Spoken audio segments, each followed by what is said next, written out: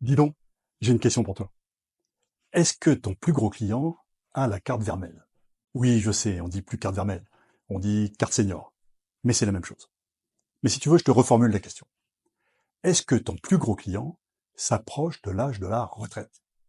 Eh oui, ce n'est pas une question anodine, et tu as tout intérêt à l'anticiper. Pourquoi? Parce que si tu ne l'anticipes pas, tu risques de te confronter à deux problèmes. Le premier, c'est que peut-être prochainement, tu recevras une superbe invitation pour te rendre à son pot de départ. Et si tu ne l'as pas anticipé, eh bien tu risques de te retrouver dans une salle bondée, remplie d'inconnus. Et là, tu vas pas passer une très bonne soirée.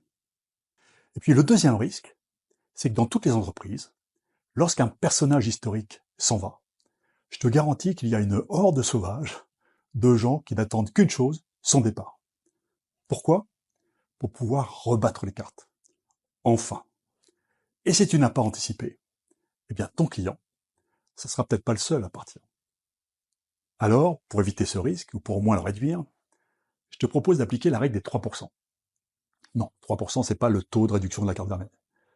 3% comme avoir au minimum, chez tous tes clients, au moins 3 contacts solides, sérieux, vus régulièrement, par tranche de 100 000 euros de chiffre d'affaires.